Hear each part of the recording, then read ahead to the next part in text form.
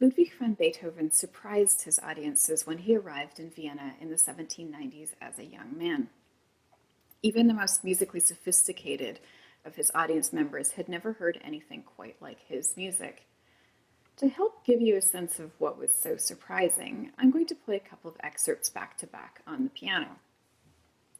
The first is the opening of a piece by Mozart for solo piano.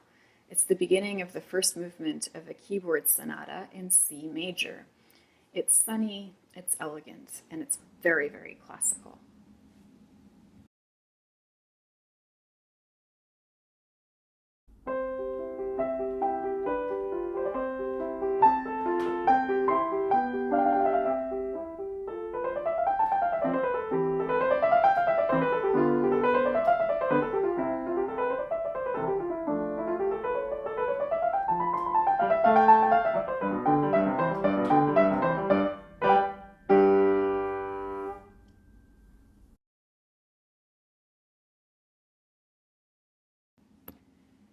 So it's in a bubbly C major. The phrases are very balanced. It's got a melody and accompaniment texture. My right hand was working a lot harder than my left hand. So it's very classical. That's kind of what was in people's ears when Beethoven showed up in town.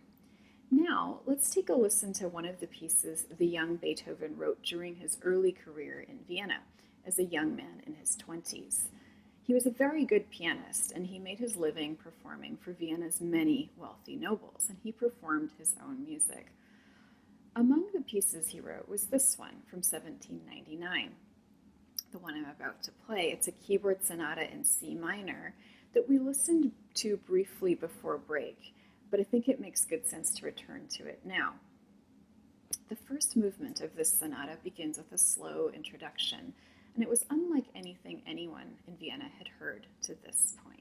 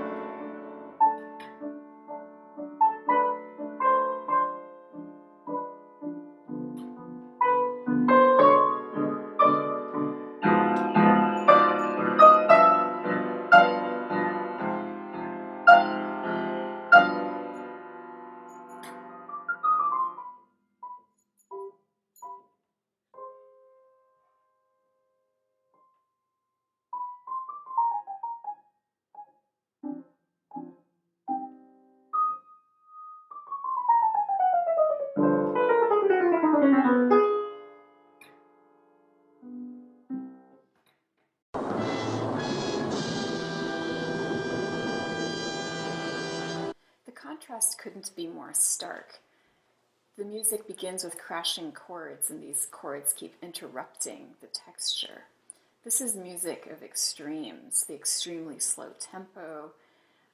It's actually followed by a very fast section, and I'll include a recording of this if you want to listen. I'll include it in the folder for today's class. The dynamics move abruptly from loud to soft. My hands are all over the keyboard from the lowest end to the highest.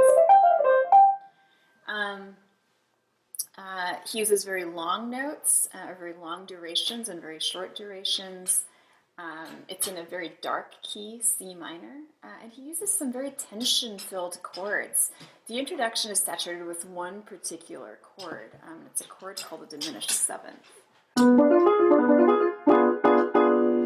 It's a very ominous feel to it.